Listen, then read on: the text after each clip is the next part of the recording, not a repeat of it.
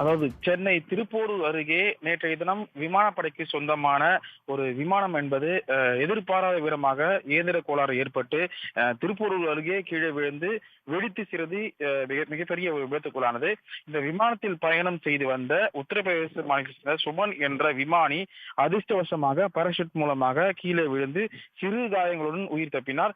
இந்த விபத்து ஏற்பட்ட பகுதியில் நேற்று மாலை விபத்து ஏற்படும் தொடர்ச்சியாக தாம்பரத்திலிருந்து வந்த ஹெலிகாப்டர் மூலமாக இந்த விமானி சுபன் என்பவரை ஹெலிகாப்டர் மூலமாக மருத்துவமனைக்கு அழைத்து சென்றனர். இதன் தொடர்ச்சியாக இந்த விபத்து ஏற்பட்ட பகுதியில் நேற்று முதலே தொடர்ச்சியாக காவல்துறை அதிகாரிகள் தொடர்ச்சியாக சேகரித்து வந்தனர். இன்று காலை 6 மணி முதலே பார்த்தோம் அப்படின்னா விமானப்படைத்துறை அதிகாரிகள் 50க்கும் மேற்பட்டோர் இந்த பகுதியில் நேரடியாக முகாமிட்டு 2 ஜேசிபி வாகனம் மூலமாகவும் கிரெயின் மூலமாகவும் தொடர்ச்சியாக கருப்புப்பட்டிய விமானத்தினுடைய முக்கியமான பகுதியாக இருக்கக்கூடியது கருப்பு பெட்டி.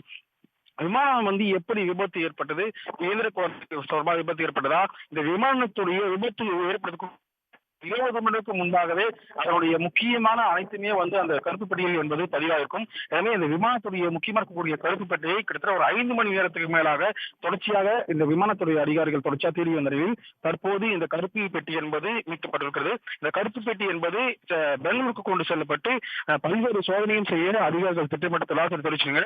கிட்டத்தட்ட நேற்று முதலே தொடர்ச்சியாக இந்த கருப்பு பெட்டியை தேடி வந்தாலும் கூட 2வது நாளாக கிட்டத்தட்ட ஒரு 5 மணி நேரத்துக்கு மேலாக கருப்பு பெட்டி தேடி வந்த நிலையில் தற்போது அந்த கருப்பு பெட்டியை அதிகாரிகள் மீட்கப்பட்டிருக்காங்க.